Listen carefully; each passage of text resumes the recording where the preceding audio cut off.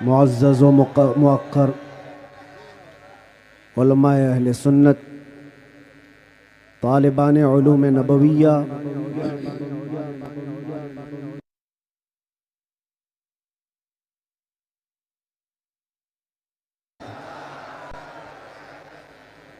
الحمد للہ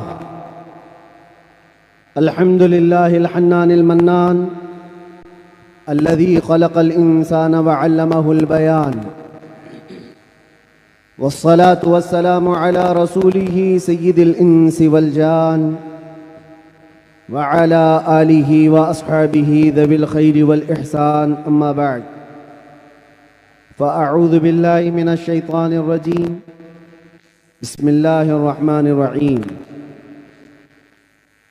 هو الذي أرسل رسوله بالهدى ودين الحق ليظهره على الدين كله. صدق الله مولانا العظيم. بارگاہ رسالت معاب صلی اللہ علیہ وسلم میں درود پاک کا ہدیہ پیش کریں. اللہم صلی علی سیدنا و مولانا محمد معدن الجود والکرم وآلہ واصحابہ الکرام وابنہ الکریم وبارک وسلم دائمتاً سرمداً ابدا. پھونکوں سے یہ چراغ بجھایا نہ جائے گا.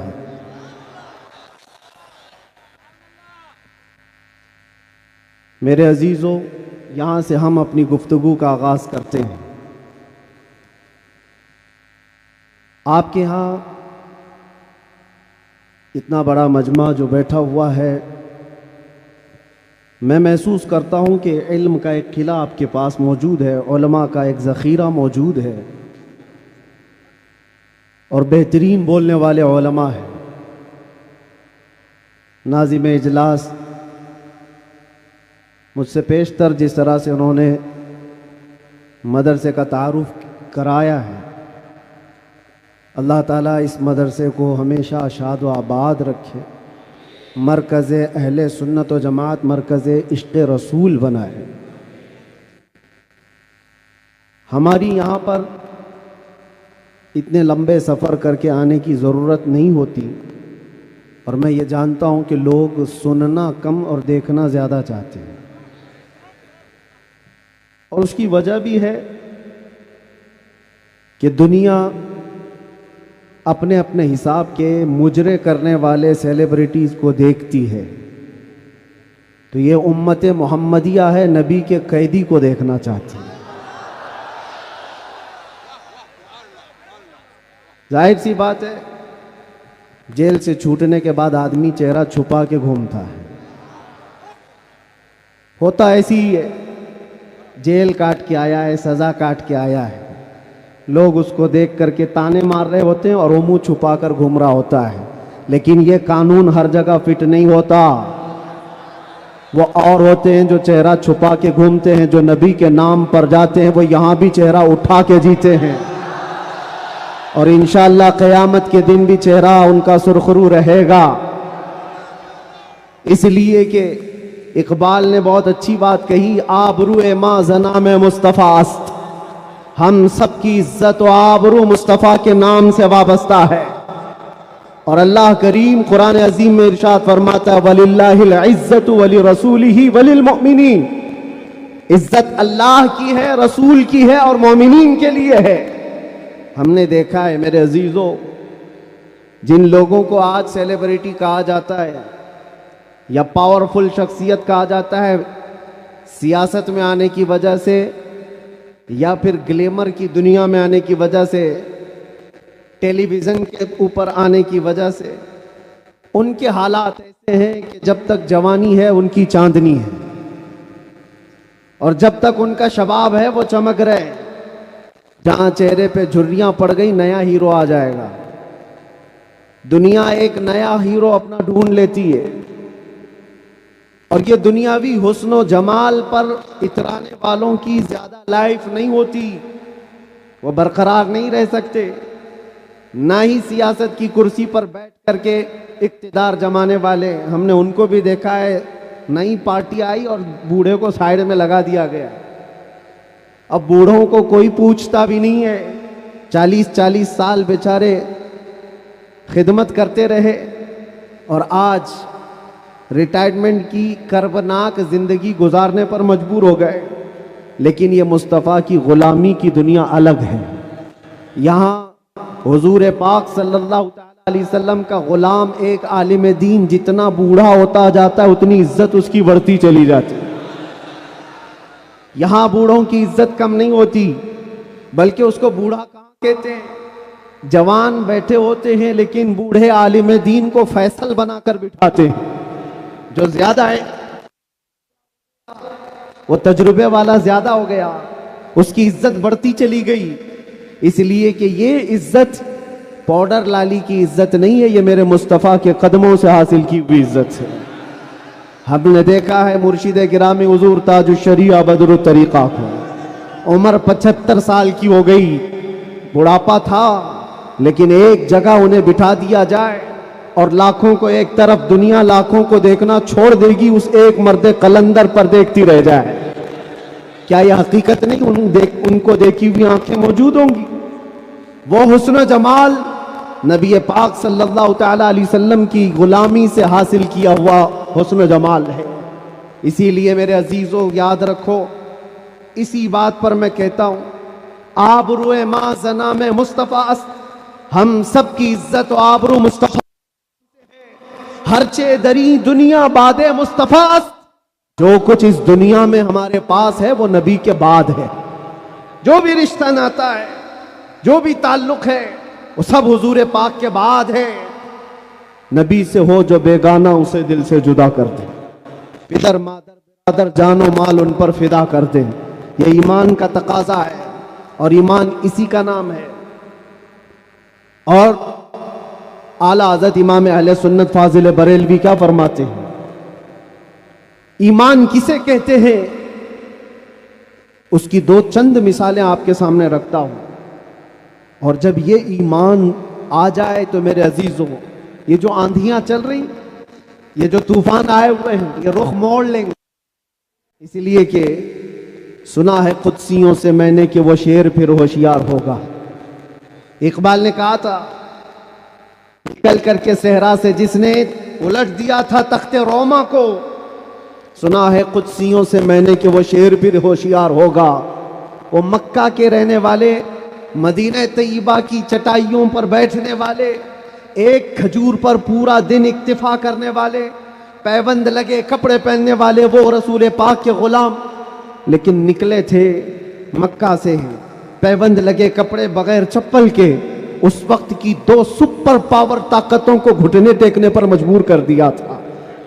تخت روما کو الٹ دیا تھا، رومن امپائر، اور پرشین امپائر جن کو قیصر و کسریٰ کہا جاتا ہے، دونوں کو جھکنے پر مجبور کر دیا تھا. تاریخ کی یہ سچائیاں بتاتی. کون لوگ تھے وہ؟ خالد بن ولید، سیف اللہ المسلول، 4 لاکھ صلیبیوں کے سامنے مقابلے کے لیے کھڑے تھے. تو صلیبیوں کے بادشاہ نے کہا تھا کہ یہ عرب کے بدو یا عرب کے دیہاتی لوگ ہم سے لڑنے آئے جو رومن امپائر کے فوجی ہیں، اسلحے سے لیس ہیں، طاقت سے بھرپور ہیں. تو خالد بن ولید نے کیا کہا تھا جانتے ہو؟ آپ نے کہا تھا، رومیو، جس طرح تمہارے فوجی شراب پسند کرتے ہیں، ہم وہ فوج لے کر کے آئے ہیں، تمہاری شراب سے زیادہ ہم شہادت پسند کرتے ہیں. یہ وہ لوگ ہیں جو شہادت کے لیے جیتے ہیں. عزیزان گرامی وقار، وہ ایمان کامل جب آ جائے تو پھر یہ طوفان اور یہ آندھیاں اپنا رخ موڑ لیں گی. آج وجہ یہی ہے، ان سے پھرے جہاں پھرا پھرائی کمی وقار. ان کے جو ہم غلام تھے، خلق کے پیشوا رہے. حضور پاک صلی اللہ تعالی علیہ وسلم کی غلامی سے جہاں کہیں تم منہ پھیرو گے، تھوڑا سا بھی ہٹو گے، عزت نکال لی جائے گی، عزت ختم کر دی جائے گی. تمہیں جو مرتبہ ملا ہے وہ خیر امت ہونے کا، وہ حضور کی غلامی کی وجہ سے ملا ہے. عمر ابن خطاب رضی اللہ تعالیٰ عنہ 36 لاکھ اسکوائر کلومیٹر پر حکومت کرتے تھے. تب آپ نے یہ نہیں کہا خطاب کا بیٹا عمر اتنے بڑے خطے پر نگران حکومت کر رہا ہے. بلکہ آپ نے کہا تھا ہمیں آج جو عزت ملی ہے وہ حضور کی غلامی کی وجہ سے ملی۔ وہ فخر یہ کرتے تھے، خالد بن ولید 125 جنگوں میں گئے، ہر جگہ فتح یابی، ہر جگہ فتح۔ کبھی خالد بن ولید نے یہ نہیں کہا میرے بازوؤں میں وہ طاقت ہے کہ میں ہر پہلوان کو زیر کر دیتا ہوں، جس جنگ میں جاتا ہوں فتح کے جھنڈے گاڑ دیتا ہوں۔ نہیں، خالد بن ولید کا ایمان تو یہ تھا کہ ان کے سر پر ایک ٹوپی تھی جس میں حضور کے 3 موئے مبارکہ تھے۔ وہ فتح کا صحرا انہی موئے مبارک کو دیتے اور کہتے یہ نسبت میرے ساتھ ہے، اس لیے اللہ مجھے ہر جگہ فتح عطا کرتا ہے۔ انہیں جو عزتیں ملی تھی دنیا میں، جو اقتدار ملا تھا، وہ حضور کی غلامی کی بنیاد پر، اور آج ہمارے پاس جو عزت ہے وہ حضور کی غلامی کی وجہ سے۔ نبی پاک صلی اللہ تعالی علیہ وسلم کی بات کرتے رہو۔ ایک جملہ میں اکثر کہا کرتا ہوں، ان کی بات کرو ہر دل پہ راج کرو، ان کی بات کرو ہر دل پہ راج کرو۔ دیکھنا آپ جو اس مذہب میں اس طریقے پر جتنا بڑھتا جاتا ہے اللہ اس کی عزت میں اضافہ کرتا ہے۔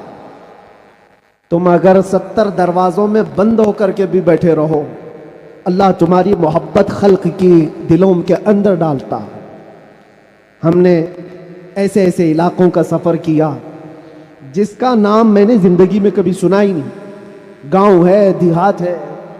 راجستھان کے علاقے سے کچھ حضرات آئے تھے، نہایت غریب علاقے کے لوگ، اور مجھ سے بعد رمضان آ کر ایک مفتی صاحب تھے، اس کے نمائندے تھے، انہوں نے کہا ہمارے قافلے میں یا جس جگہ سے میں نمائندہ بن کر کے آیا ہوں وہاں کے لوگوں میں غریب لوگ ہیں، 3 مہینے تک انہوں نے صرف آپ کے لیے روزے رکھے، مطلب اللہ رب العزت کے لیے،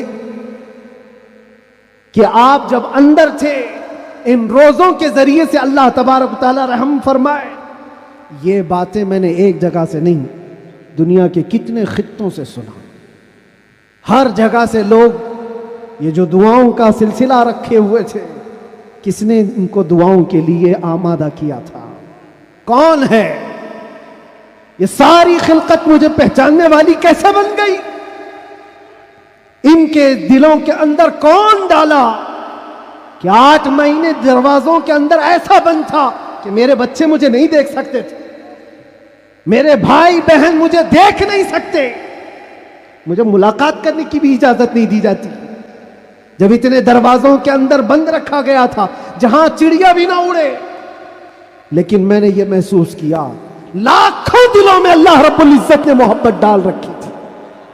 اس کی وجہ یہ ہے، چوری کر کے گیا ہوتا، لوٹ مار کر کے گیا ہوتا تو لوگ یہی کہتے کہ کچرا تھا چلا گیا۔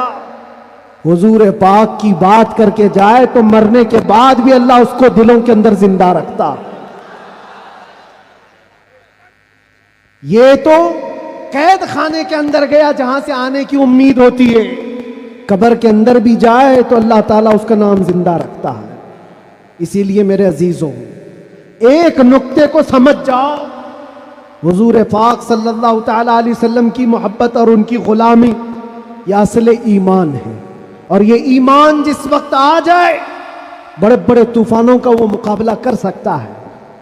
آج پوری دنیا کے مشاہدے سے یہ پتہ چلتا ہے، ہنگامے اتنے ہو چکے، اتنے خطرناک طریقے سے امت کو لرزا دیا گیا ہے، لیکن اس امت کا حال یہ ہے کہ یہ خواب گراں میں ہے، یہ ایک لمبی نیند میں ہے۔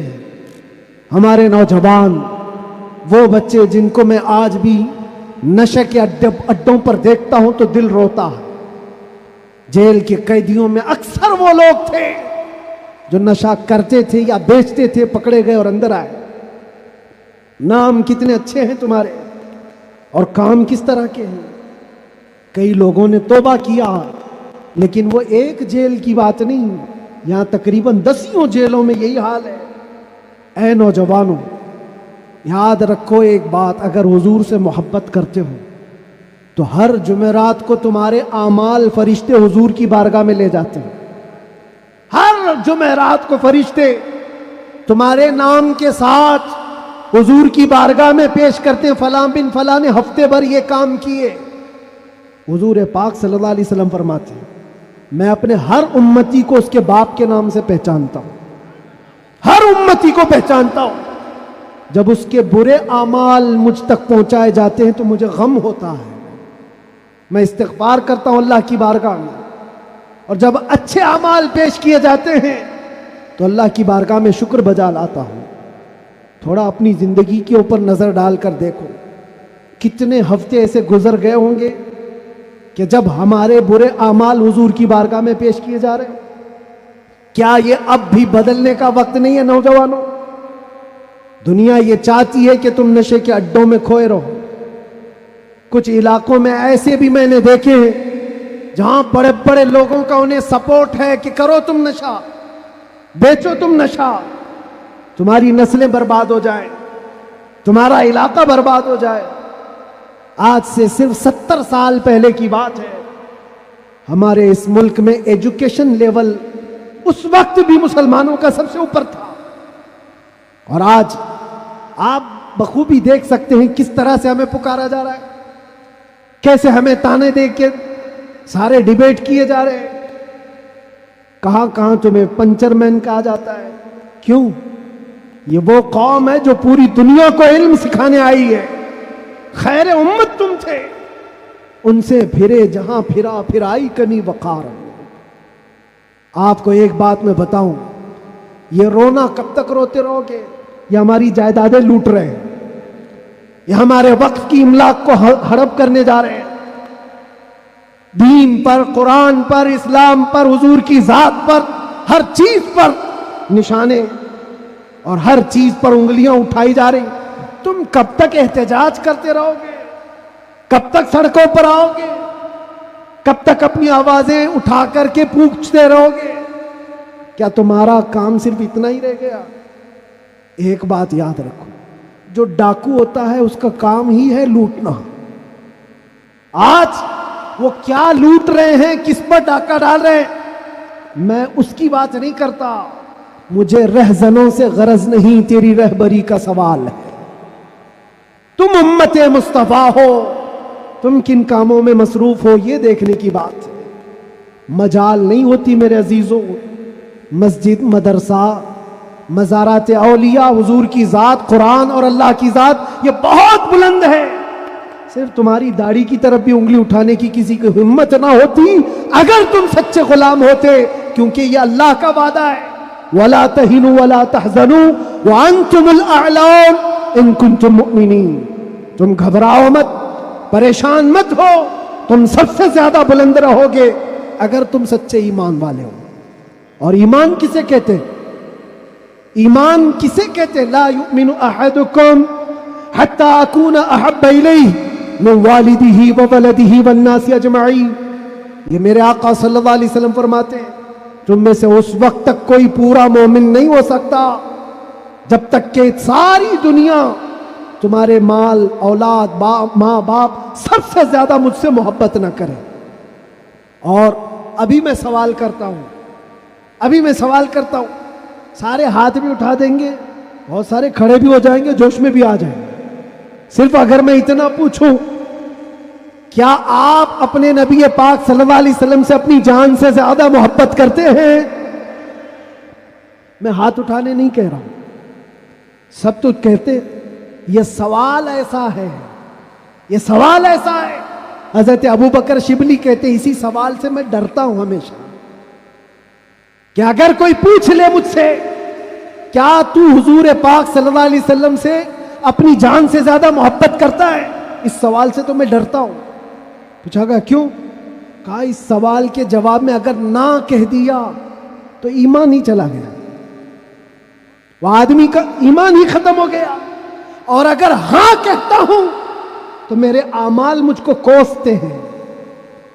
کہاں تو جان سے زیادہ محبت کی بات کر رہا ہے اور کہاں تیرے عمل جس سے محبت کی جاتی ہے. تقاضا یہ ہے اپنا ہر عمل اپنے محبوب کے عمل کے مطابق ہونا چاہیے. اور حضور اکرم صلی اللہ علیہ وسلم نے یہ بھی فرمایا لا یؤمن احدکم حتی یکون ہواہ تبعا لما جئت بہ. تم میں سے اس وقت تک کوئی مکمل مومن نہیں ہو سکتا جب تک وہ اپنی خواہشات کو میری مرضی کے مطابق نہ بنا دے.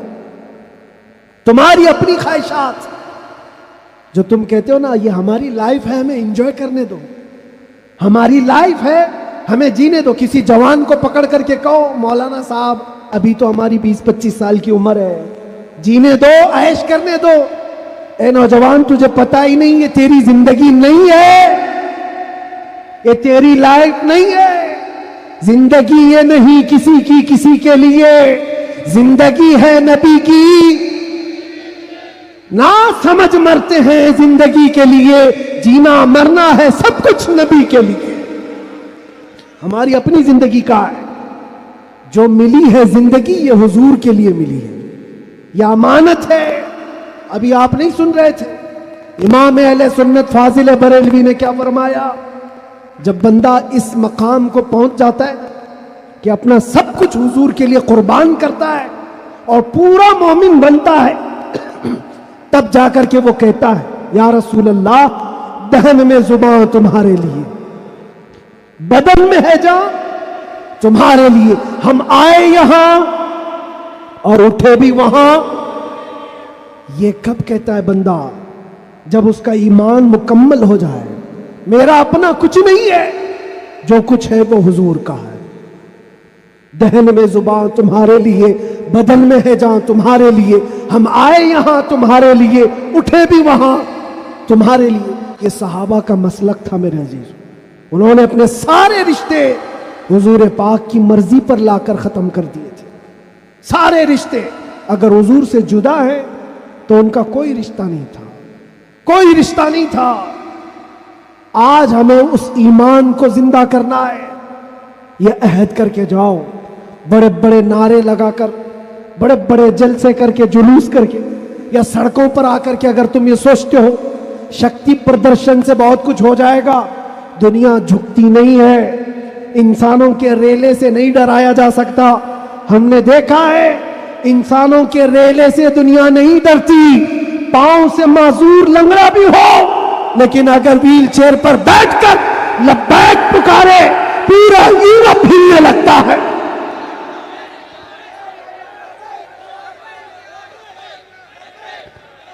دنیا یہ سیلاب سے نہیں ڈر رہی. دنیا کو اگر خوف ہے تو صرف اس ایمان سے جو عمر ابن خطاب کا تھا, اس ایمان سے ڈر ہے جو خالد بن ولید کے اندر تھا. اسی لیے انگریز آج سے 100 سال پہلے کیا کہہ کر کے گئے تھے پتہ ہے؟ ہمارے بارے میں یہ کہہ کر کے گئے تھے یہ فاقہ کش موت سے ڈرتا نہیں, ذرا روح محمدی اس کے بدن سے نکال دو. وہ یہ کہتے تھے روح محمدی اس کے بدن سے نکال دو. ڈر اسی بات سے ہے, ڈر اسی بات سے ہے. جہاں روح محمدی آ گئی دنیا کو پتا ہے یہ سویا ہوا شیر جاگ گیا تو بہتوں کی نیند حرام کر دے گا. جتنے کتے ہیں سب بل میں چلے جائیں گے. حقیقت ہے جتنے کتے ہیں سب بل میں چلے جائیں. اور مجھے لوگ یہ کہتے ہیں, مجھے یہ کہتے ہیں کہ ڈر لگتا ہے, پھر آپ کتا کہہ رہے ہیں. میرے عزیزوں, ہم ہندوستان میں رہتے ہیں, ہماری ہر گلی کوچے میں کتا ہوتا ہی ہے. مجھ سے باضابطہ طریقے سے سوال جواب کر رہے تھے, آپ تقریر میں اس طرح سے کہہ رہے ہو, کتا کہہ رہے ہو, کتا کہہ رہے ہو. میں نے کہا کس کو کہہ رہے ہو؟ میں نے کہا کتے کو کتا کہا. کس کو کہا جائے گا؟ ہم کتے کو کتا نہ کہیں تو آپ بولے ٹامی بولے.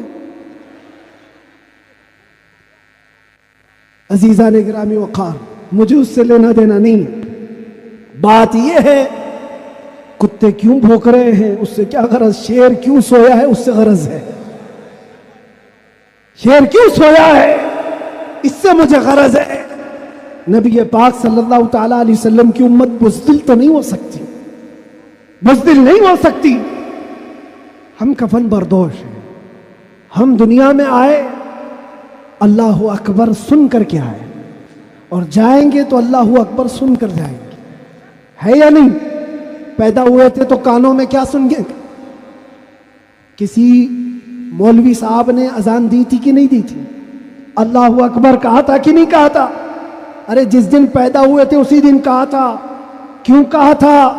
یہ تجھے پتا چلے اللہ اکبر کا مطلب اللہ سب سے بڑا ہے، باقی کوئی بڑا نہیں ہے. دوسرے سے ڈرنے کی ضرورت نہیں، اللہ سب سے بڑا ہے.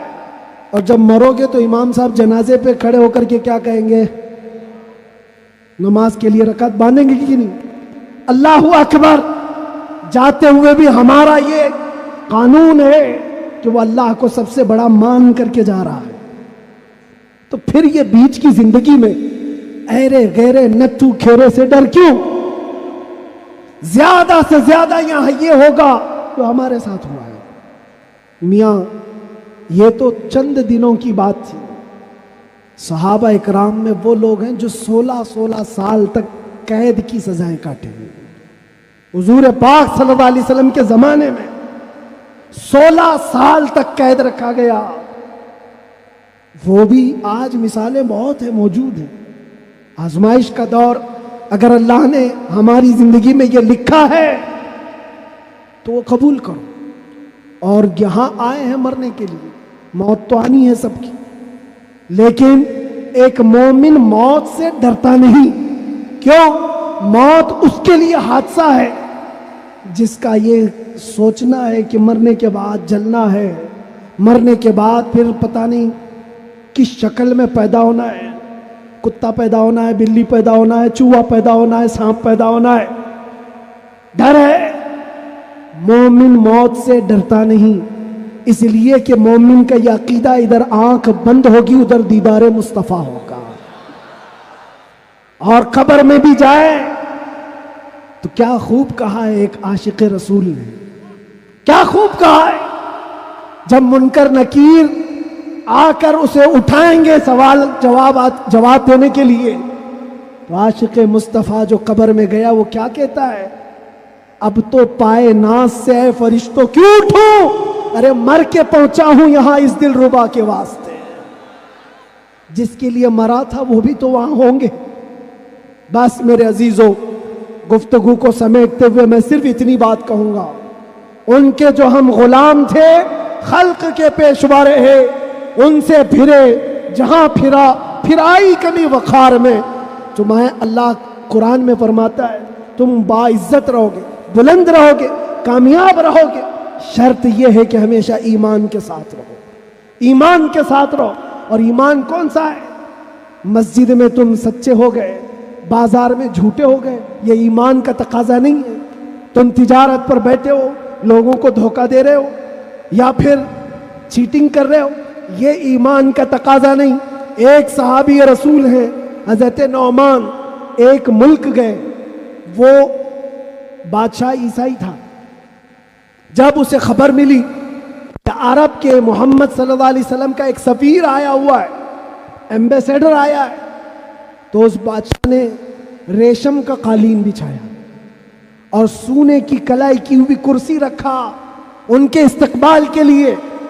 لیکن جب وہ آئے، صحابی رسول حضرت نعمان، اپنی تلوار سے انہوں نے وہ قالین کو ہٹا دی، جو ریشم کا قالین بچھا ہوا تھا ہٹا دیا. کہا میں زمین پر چل کر جاؤں گا. پھر جب کرسی دیکھی سونے کی ہے، ہٹا دیا. کہا میں عام کرسی پر بیٹھوں گا. بادشاہ نے کہا اتنا ایٹیٹیوڈ ہے، ہم نے آپ کی عزت کے لیے سب کیا تھا، ہم بہت عزت کرتے ہیں آپ کی، محمد صلی اللہ علیہ وسلم کے آپ سفیر بن کر کے آئے. اس صحابی نے کیا جواب دیا؟ کہا میں جس نبی کا ماننے والا ہوں اس نبی نے فرمایا مرد کے لیے ریشم کا استعمال حرام ہے، مرد کے لیے سونے کا استعمال حرام ہے، میں حرام چیز کا استعمال نہیں کر سکتا. وہ کہاں تھے؟ دوسرے ملک میں تھے. حضور کہاں ہیں؟ مدینے میں. بادشاہ نے کہا آپ تو بہت دور ہیں، وہ نبی کے ملک سے کافی دور ہیں، یہاں اگر آپ استعمال کر بھی لیں تو کیا خبر. صحابی نے جلال میں کہا میرا ایمان یہ ہے میں جس خطے میں میں بھی رہوں گا میرے نبی کا غلام بن کر رہوں گا. دھوکہ نہیں دے سکتا اپنے نبی کو کہ یہاں پر حضور کا غلام ہوں اور کسی جگہ غلام نہیں ہے. آپ سب کی بھی زندگی ایسی ہو کہ دنیا تمہیں کسی بھی جگہ دیکھے تو پہچان لے کہ حضور کا غلام ہے. سچ بولتا ہے, دھوکہ نہیں دیتا, جھوٹ نہیں بولتا. یہ تمہاری خصلتیں ہونی چاہیے, تمہاری عادتیں ہونی چاہیے. آج اگر کوئی یہ پوچھے نشہ کہاں ملتا ہے تو تمہارے محلے کی طرف کوئی اشارہ نہ کرے, کوئی تمہارے محلے کی طرف نہ آئے. سب کی یہ ذمہ داری ہر نوجوان کی کہ جانتے ہو حضور فرماتے تمہارے تلوے میں کانٹا بھی چبھے تو اس کے درد کا مجھے احساس ہوتا. وہ نبی, اور تم اگر نشہ کر کر کے اپنے آپ کو تباہ کر لو گے, اپنے آپ کو برباد کر لو گے, تو اس رسول کو بھی آپ ٹھیس پہنچا رہے ہو, حضور پاک صلی اللہ تعالی علیہ وسلم کو تکلیف پہنچا رہے ہو. بدلو اپنی اس زندگی کو. اور میرا میسج یہی ہے, اٹھو وہ گھر نہ حشر نہ ہوگا پھر کبھی, دوڑو کے زمانہ چھال اپنی چل گیا. قوت عشق سے ہر پست کو بالا کر دو, دہر میں نام محمد سے اجالا کر دو, دہر میں نام محمد سے اجالا کر دو. اور یہ جو رونا ہے ہمارا, یہ سارے مسئلوں کا حل کیا ہوگا, ہمارا فیوچر کیا ہوگا, ہمارا مستقبل کیا ہوگا. ارے اللہ کریم قرآن میں فرمایا ہے, جس سے میں اپنی گفتگو کا آغاز کیا تھا, پھونکوں سے یہ چراغ بجھایا نہ جائے گا. یہ دین اسلام تمہارے اور ہمارے باپ سے چلایا نہیں جائے گا. یہ اللہ کریم کا نظام ہے. چنگیز بھی آئے, ہلاکو بھی آئے, بڑے بڑے آئے, سڑے سڑے آئے, اس درخت کو ہلانے کی کوشش کرتے رہے, اور نام و نمود بھی ختم, نام و نمائش بھی ختم, سب چلے گئے. باقی مگر اب تک نام و نشاں ہمارا. یونان و مصر و روما سب مٹ گئے جہاں سے, باقی مگر ہے اب تک نام و نشاں ہمارا. اقبال نے یہ سچ کہا تھا, توحید کی امانت سینوں میں ہے ہمارے, آسان نہیں مٹانا نام و نشاں ہمارا. اس بات کو یاد رکھو, تمہارے مٹ جانے سے, میرے قتل ہو جانے سے اسلام نہیں مٹتا, اسلام ختم نہیں ہوتا. اندھے لوگ اگر یہ سوچ کر کے بم برسا رہے ہو, قتل عام کر رہے ہو, تو انہیں کان کھول کر سوچ لینا چاہیے. کربلا کی دھرتی پر امام حسین کے پورے خاندان کو قتل کر دیا گیا, اس وقت جب اسلام نہیں رکا تھا, تو اس سیلاب سے کبھی اسلام نہیں رکنے والا. یہ صبح قیامت تک چمکتا دمکتا رہے گا. اللہ فرماتا ولو کری ہل کافرون, اگرچہ کافروں کو اچھا نہ لگے, اللہ تعالیٰ اس دین کو غالب رکھے گا. آپ بدلو اپنی زندگی کو, سچے مسلمان بنو, سچے اسلام کی پیروی کرو, تاکہ دنیا کو آج جو یہ پروپیگنڈا پھیلا کر کے سمجھایا جا رہا ہے, اس پروپیگنڈے کو بدل کر کے دکھاؤ کہ نہیں, جھوٹ ہماری خصلت نہیں ہے, بددیانتی ہماری عادت نہیں ہے, بلاತ್ಕಾری ہم میں سے نہیں ہو سکتے, چور چمار ڈاکو نشہ خوری یہ ہم میں نہیں ہو سکتی. یہ ساری خصلتوں کو اپنے معاشرے سے دور کر کے پھر ثابت کر کے بتاؤ کہ حضور پاک کا غلام جدھر سے گزرتا ہے خوشبوئیں پھیلا کر جاتا ہے. اور عزت پھر تم دیکھو گے میرے عزیزوں, عزت فوج جمع کرنے کا نام طاقت نہیں ہے, ایمان کی قوت بڑھانے کا نام اصل طاقت ہے. یہ طاقت واپس آ جائے انشاءاللہ العزیز. ایک جملہ کہتا ہوں, سنو, کان کھول کر سنو, بہت اچھی بات ہے. یہ میری پوری تقریر کا خلاصہ, لب لباب, حاصل کلام. کیا کیا چیزیں تمہیں چاہیے, کیا کیا چیزیں چاہیے؟ تخت چاہیے, سیاست چاہیے, قیادت چاہیے, حکومت چاہیے, ایجوکیشن میں مہارت چاہیے, بڑی کامیابی چاہیے. کیا کیا چاہیے؟ زمین چاہیے, جائیداد چاہیے, اوپر تک اڑنا آنا چاہیے. کیا کیا چاہیے؟ سب جمع کر لو. ایک ہی چیز ہے, ایک ہی چیز ہے کہ محمد سے وفا تمہیں تو ہم تیرے ہیں. یہ جہاں چیز ہے کیا؟ لوح و قلم تیرے ہیں, لوح و قلم تیرے ہیں. اور آج ہم نے محسوس کیا ہے, مجھے کون پہچانتا تھا, میں کس خاندان سے ہوں, یہ میٹر نہیں کرتا. میں اپنے باپ کے نام سے، اپنے خاندان کے نام سے یا کوئی سیاسی عہدہ رکھنے کی وجہ سے نہیں پہچانا جاتا، بلکہ اگر پہچانا جاتا ہوں تو صرف اس بنیاد پر جب تک بکے نہ تھے تو کوئی پوچھتا نہ تھا یا رسول اللہ تم نے خرید کر ہمیں انمول کر دیا، لبیک یا رسول اللہ،